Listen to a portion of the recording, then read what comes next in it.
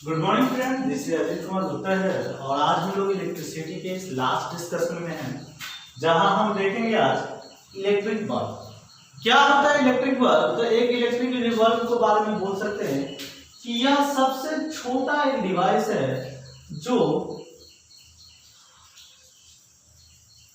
हमारे पास जो भी इलेक्ट्रिसिटी से जो हीट एनर्जी डेवलप होगा, जो हीटिंग इफेक्ट होता है इलेक्ट्रिसिटी के, उस हीट एनर्जी को लाइट एनर्जी में कन्वर्ट। एक डिवाइस हुआ जो क्या करेगा, हीट एनर्जी को लाइट एनर्जी में कन्वर्ट करेगा with the help of resistance.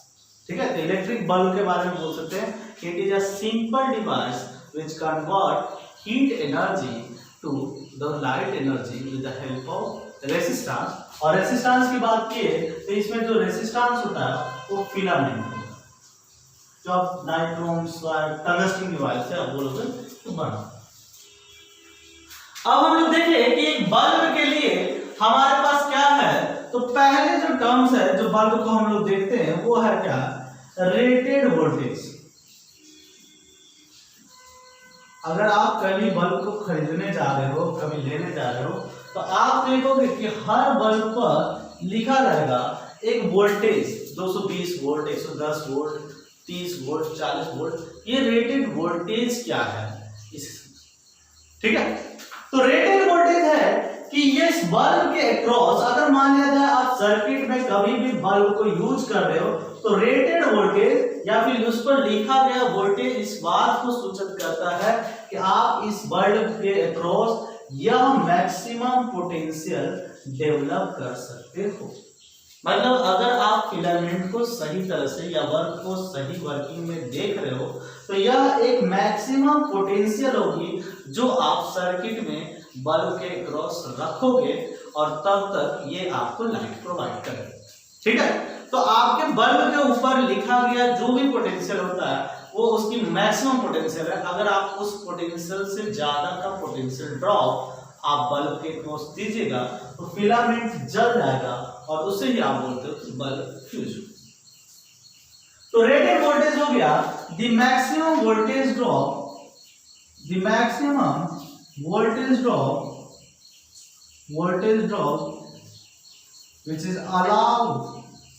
which is allowed across the bulb। Bulb के क्रॉस मैक्सिमम वोल्टेज ड्रॉप जो अलाउ होता है उसे कह रहे हैं हम लोग rated voltage.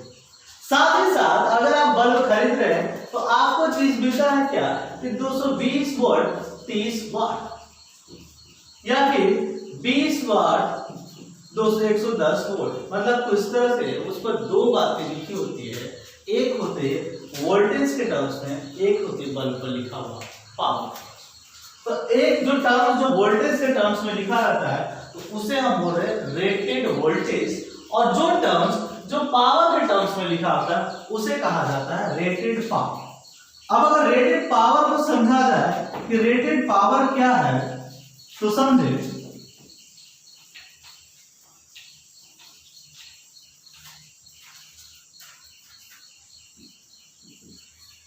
Rated power PR।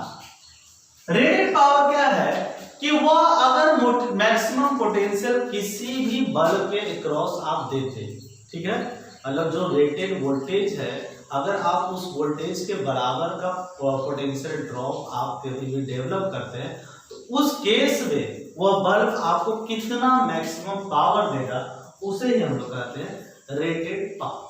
तो रेटेड पावर को कह सकते हैं the maximum power of bulb with rated potential drop is applied। ठीक है, रेटेड पोटेंशियल ड्रॉप को जब आप अप्लाई कीजिएगा तो जो मैक्सिमम पावर आपको मिलेगा वह पावर ही कहलाएगी रेटेड पावर। और अगर आप देखेंगे रेटेड पावर और रेटेड पोटेंशियल में डिफरेंस रिलेशन, तो rated power is equal to rated voltage by R, और ये आर जो हुआ यही है resistance of resistance of bulb. जैसा कि हम लोग जानते हैं कि पावर क्या होता है V²/R। तो अगर रेटेड वोल्टेज पावर की बात करें तो रेटेड पोटेंशियल पर आपको मिलने वाला पावर कहलाएगा जो कि होगा VR²। अब अगर इलेक्ट्रिकल सर्किट इलेक्ट्रिकल डिवाइस को हम अगर अपने डोमेस्टिक लेवल पर देखें, घर पर देखें, तो क्या होता है कि हम लोग इस तरह से पावर को सप्लाई करते हैं कि रेटेड वोल्टेज से कम पावर, ताकि हमारा फ्यूज ना हो, बल्ब क्या हो फ्यूज ना हो। तो हम लोग रेटेड वोल्टेज से कम वोल्टेज को सर्किट को सप्लाई करते हैं। तो उस केस में ऑब्वियसली है कि जो पावर हमें मिलेगा वो रेटेड पावर से कम होगा। मतलब ऑब्वियस है कि अगर हम सप्लाई को जिस हिसाब से करेंगे उसी हिसाब से हमारा पावर काम करेगा, और उस पावर और सप्लाई में क्या रिलेशनशिप होगा उसे ढूंढने की कोशिश। मतलब हम क्या कर रहे हैं कि रेटेड पावर ये तो मैक्सिमम पावर हुआ, लेकिन अगर बल्ब जल रहा है तो उस जलते क्रम में हमसे ये कोई पूछे कि उस जलते हुए बल्ब के केस में हमें कितना सप्लाई पोटेंशियल पर पावर मिलेगा, वो सप्लाई पावर है। ठीक है, तो देखो मान लो अगर बल्ब के लिए आप डिस्कस कर रहे हो तो बल्ब ये हुआ हमारा, और इस बल्ब के लिए हम कह रहे हैं कि rated power is equal to V rated square by R।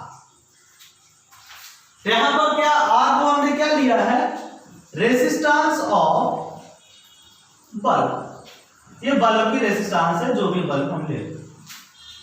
तो अगर सप्लाई मान लिया जाए कि आप यहां पर बल्ब के अक्रॉस सप्लाइड वोल्टेज मान लिया जाए Vs, आपने बल्ब के अक्रॉस रेटेड वोल्टेज नहीं, कोई भी सप्लाई जो उस रेटेड से कम इसलिए कि अगर आप रेटेड या से ज्यादा वोल्टेज को सप्लाई कर दोगे तो बल्ब फ्यूज हो जाएगा, वर्क नहीं करेगा, तो आप सप्लाई कम। तो अगर सप्लाई कम करोगे तो कहीं ना कहीं ये बल्ब अब रेटेड पावर के बराबर का पावर ना दे करके कोई दूसरा पावर दे रहा होगा जो PS हो, सप्लाइड पावर। अब सप्लाइड पोटेंशियल पर पावर PS है, तो इसे देख ले कि ये इसका इक्वेशन हम लिख सकते हैं VS²/R, क्योंकि पावर हमेशा ही एक इक्वेशन में आएगा पोटेंशियल स्क्वायर बाय रेजिस्टेंस। ठीक है, R यहां पर जो हमें मिला यह भी R, चूंकि बल्ब की बात कर रहे हैं तो उसी के लिए यूज कर रहे हैं। VS है सप्लाइड वोल्टेज जो हम बल्ब के अक्रॉस सप्लाई। अब दोनों में चूंकि R फैक्टर कॉमन है तो हम कर दे कि R इक्वल टू लिख सकते हैं VS²/PS। हमें लगता है कि यहां पर इस मैथ को समझने में आपको इतना कंफ्यूजन नहीं हुआ होगा। हमने R की वैल्यूज को निकाला है तो PS हमारा डिनोमिनेटर फॉर्म, उस वैल्यूज को इस इक्वेशन में लिख दे रेटेड के लिए, तो PR इक्वल टू VR²/VS²/PS, मतलब PR is equal to VR/VS²। ये PS नीचे था तो ऊपर चला जाएगा, और अगर आपको बोले तो सप्लाइड वोल्टेज पर कितना पावर मिलेगा, तो सप्लाइड वोल्टेज पर power will be equal to VS/VR² into PR। आपको एक डायरेक्ट फॉर्मूला हम देते हैं जिससे कि अगर रेटेड पावर हमें रेटेड पोटेंशियल पता है, रेटेड पावर पता है, तो किसी भी सप्लाइड वोल्टेज पर कितना पावर देगा उस चीज को निकाल सकते। अगर सर इसका प्रैक्टिकल एग्जांपल देखें तो सपोज आप बल्ब को लेके आए मार्केट से जिस पर लिखा हुआ है 220 वोल्ट 30 वाट। ठीक है, 220 वोल्ट 30 वाट का एक बल्ब आपने खरीद लिया, मार्केट से खरीद के लेके आया और उसको अपने घर में लगा। अगर उस समय किसी तरह से इलेक्ट्रिसिटी आई हुई है और इलेक्ट्रिसिटी 110 वोल्ट को दे रहा है, करंट हमारा जो सप्लाई करंट है, सप्लाई पोटेंशियल जो है वो 110 वोल्ट मान। तो इस केस में हमें पावर क्या मिलेगा, जो सप्लाई पोटेंशियल पर जो पावर आएगी वो होगी supplied voltage 110 divided by rated 220 का स्क्वायर इनटू रेटेड पावर, और रेटेड पावर है 30, मतलब 30/4, और ये हो जाएगा 7.2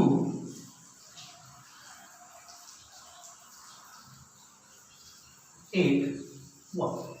मतलब अगर आप potential drop, supply potential drop rated से अलग करोगे तो उस तरह से डायरेक्ट सप्लाइड वोल्टेज पर कितना पावर डेवलप किया जा रहा है उसे आप डायरेक्ट इस इक्वेशन की मदद से निकाल सकते। अब हम देखें कि कुछ इंपॉर्टेंट क्वेश्चन जो यहाँ पर जेई या कभी कभी एंट्रेंस एग्जाम्स क्या पूछते हैं तो समझा जाए।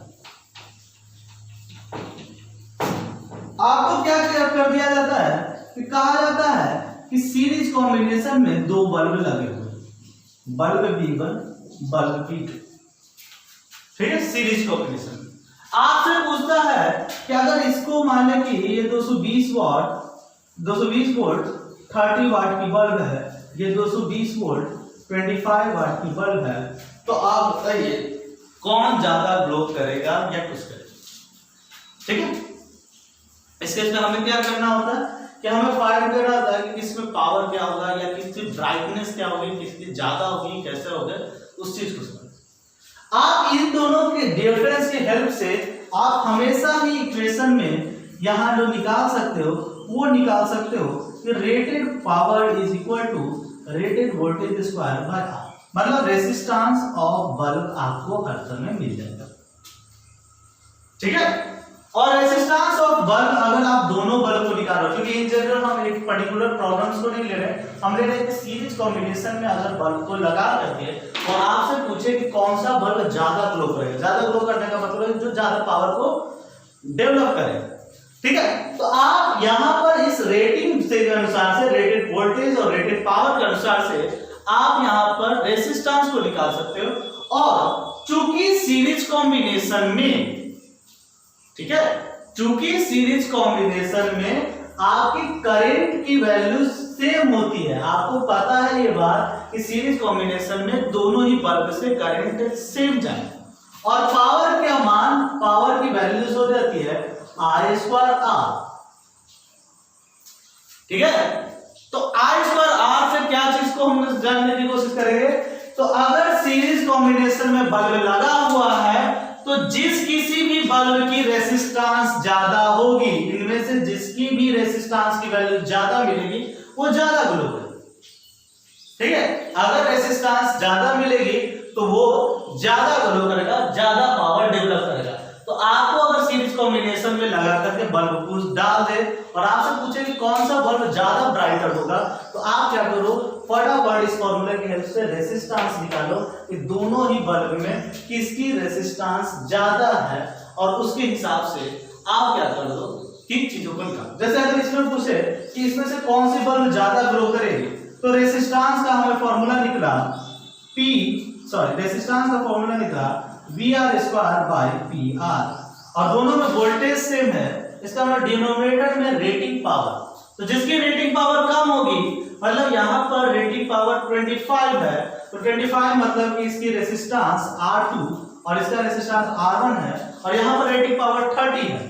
तो नीचे में घटते हुए में जिसकी वैल्यू लो होगी, ऑब्वियस है कि R की वैल्यू ज्यादा होगी, तो इससे हमें मिला कि यहाँ पर दूसरी रेजिस्टेंस पहले से ज्यादा है, मतलब बल्ब 2 की रेजिस्टेंस बल्ब 1 से ज्यादा है, और इसलिए अभी बोले करंट चूंकि सेम जाना है, सीरीज कॉम्बिनेशन है, करंट सेम जाना है, तो जिसमें रेजिस्टेंस ज्यादा, क्योंकि हमें यही वैल्यू जो है पावर देगा, जिसकी रेजिस्टेंस ज्यादा वो ज्यादा राइट। तो आप डायरेक्ट आंसर कर सकते हो कि बल्ब 2 या bulb B2 will be brighter. Brighter कौन होगा, तो बल्ब 2, ठीक है। इसी केस पर एक और प्रॉब्लम्स को देख लेते हैं बल्ब के हिसाब से, कि अगर पैरेलल में बल्ब को यूज कर रहा है तो बल्ब को पैरेलल यूज करने पर क्या होगा, अगर आपने बल्ब को एक बल्ब ऐसा और एक बल्ब ऐसा 220 बाय 30 220 बाय 25 वाट यूज करना, ठीक है। और पैरेलल कॉम्बिनेशन के लिए यूज किया है, और इस केस में हमें पूछे कि कौन ज्यादा ब्राइटर होगा इसके, तो पैरेलल के लिए ध्यान रखें, हमारे पैरेलल के लिए हमारा जो फिक्स कंडीशन होता है कि हम दोनों बल्ब के क्रॉस वोल्टेज सेम होगा, मतलब यहाँ पर V जो है वो हमारा सेम है या फिक्स, तो पावर जो होता है वो क्या होता है, पावर होता है V square by R. Current की मदद से पावर निकाल रहे थे तो आई स्क्वायर आर, और वोल्टेज की पावर की मदद से निकाल रहे हैं तो वी स्क्वायर बाय आर।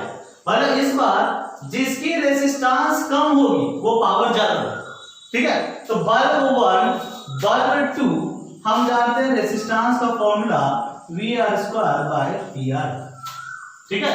तो इस हिसाब से दोनों में रेजिस्टेंस R1 यहाँ ज्यादा है, R2 कम है। क्यों भाई, देखो V square rating voltage same, P R इस बार डिवाइड कीजिए 25 और एक बार डिवाइड कीजिए 30, तो 25 लेस वैल्यू है मतलब वो ज्यादा होगा। तो R1 पहले का रेजिस्टेंस ज्यादा है और दूसरे बल्ब का रेजिस्टेंस कम। तो अब हम पावर की बात करें कि सेम सर्किट में यूज करने पर पावर क्या होगा, तो सेम सर्किट में जिसकी रेजिस्टेंस ज्यादा वो कम ब्राइटर होगा, क्योंकि रेजिस्टेंस को नीचे लेके आना है।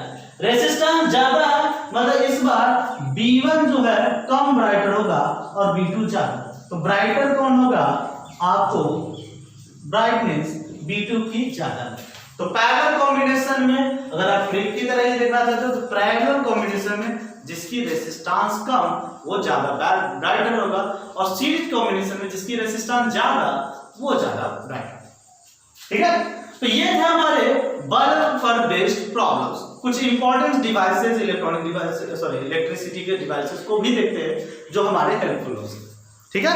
एक मिनट,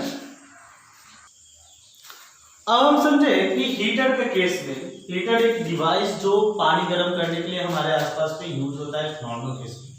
क्या होता है कि उसमें एक कॉइल है जो पावर से कनेक्ट करते हैं। कॉइल एक हाई रेसिस्टिव मटेरियल जिसकी हाई मेल्टिंग पॉइंट हो, हाई मेल्टिंग पॉइंट इसलिए अगर टेम्परेचर बढ़े तो खुद कॉइल मेल्ट न कर जाए, इसलिए एक नाइक्रोम का मेनली ये बना होता है जिसकी हाई रेसिस्टिव है, बहुत ज्यादा रेसिस्टिव और बहुत ज्यादा वो मेल्टिंग पॉइंट्स, मतलब बहुत ज्यादा हाई टेम्परेचर पर जाकर के मेल्ट करता है। अब ये कैसे काम करता है, तो समझो ये अगर लिक्विड है तो लिक्विड मतलब अगर वाटर की बात करें तो ये m इसका मास जो हम हीट करने के लिए यूज करते हैं। एक प्रायोगिक बेसिस से देखें कि किस तरह से हम यूज कर रहे हैं, कैसा ये वर्क कर रहा है। m ये मास को यूज कर रहे हैं जिसकी स्पेसिफिक हीट कैपेसिटी, और हम मान ले कि इसमें चेंज इन टेम्परेचर हम डेल्टी कराना चाहते हैं, ठीक है। कुछ ना कुछ टेम्परेचर में चेंज करेंगे और वो टेम्परेचर चेंज डेल्टी।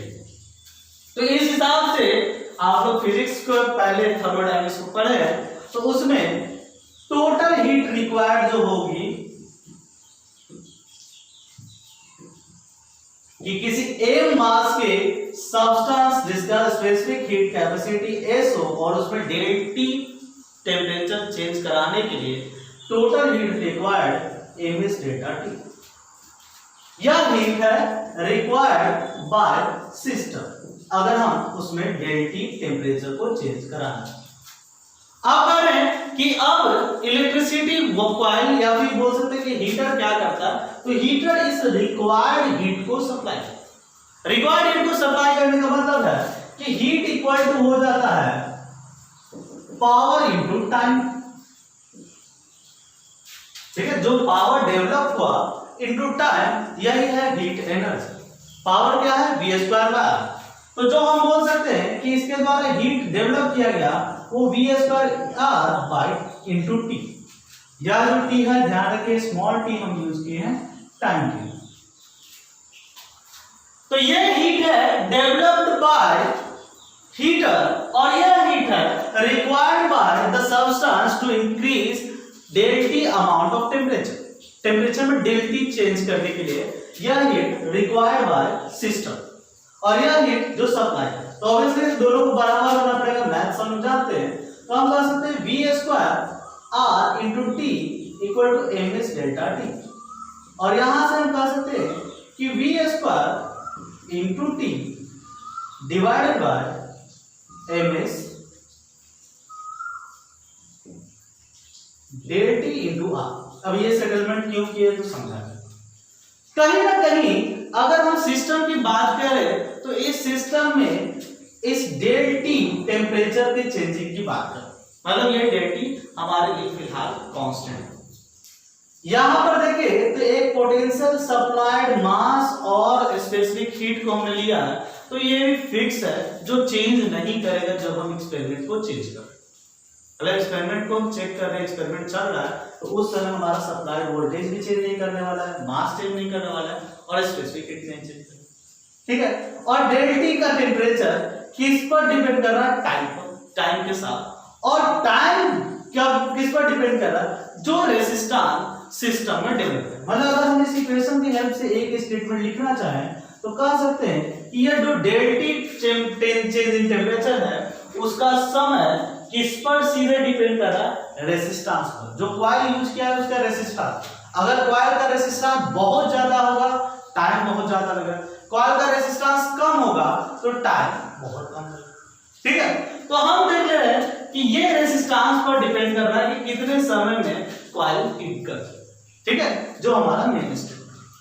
अब अगर हीटर के प्रॉब्लम्स की बात करें तो कह रहा है कि हीटर 1 एक प्रॉब्लम को लिया sample problem, heater 1 takes T1 times to heat the given amount of while heater 2 takes T2 time to do the same process. Calculate the time taken if both heater are used. हमारे पास कह रहा है कि एक system ले लो जिसमें दो heater को एक साथ यूज कर, दो हीटर को हम एक साथ यूज कर रहे हैं, जिसमें कह रहा है कि एक हीटर T1 टाइम में हीट कर रहा है किसी फिक्स सब्सटेंस को और दूसरा हीटर T2 टाइम में फिक्स कर, और कह रहा है कि अगर सीरीज में यूज करेंगे तो क्या होगा, पैरेलल में करेंगे तो क्या होगा। तो समझो situation 1, if heaters are used in series, अगर सीरीज में यूज किए गए तो क्या, तो यूज सीरीज में किया गया एक हीटर दो हीटर और ये जो आते हैं सर्किट पावर से सप्लाई, और हम कह रहे हैं कि ये सीरीज कॉम्बिनेशन में यूज किए गए हैं और इसमें आपको बताना है कि टाइम का क्या है। हीटर के लिए 1 और ये हीटर 2, तो सिंपल है कि टाइम हमारा डिपेंड करेगा आर इक्विवेलेंट पर। टाइम किस पर डिपेंड करेगा? आर इक्विवेलेंट पर। तो अगर हम सीरीज में यूज कर रहे हैं तो इसकी जो R1 रेजिस्टेंस है और ये इसकी R2 रेजिस्टेंस है, तो कह सकते हैं कि इस केस में R इक्विवेलेंट हुआ हमारा R1 प्लस R2, ठीक है। तो R1 के लिए टाइम क्या लग रहा था? T1, तो हम कह सकते हैं कि हमारा जो इस केस में टाइम लगेगा वो T1 प्लस T2। जिस तरह से R इक्विवेलेंट मिला उसी तरह से टाइम इक्विवेलेंट भी मिल जाएगा। तो इस केस में हमें जो टाइम लगने वाली है वो लगने वाले है T1 प्लस T2। अब अगर हम दूसरे केस को देखें, दूसरे केस में कह रहा है कि if they are used in parallel, अगर वो पैरेलली यूज किए जाते हैं तो क्या, तो पैरेलली यूज कर दो भाई हीटर को, तो दो हीटर पैरेलली हम कनेक्ट कर दिए,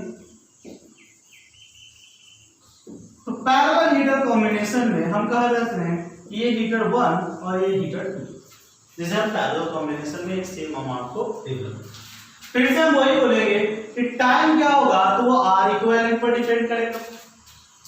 इस केस में आर इक्विवेलेंट दो सर्किट में अगर रेजिस्टेंस R2 R1 है और इसका आर इक्विवेलेंट की बात करें तो आर इक्विवेलेंट होगा R1 into R2 divided by R1 plus R2।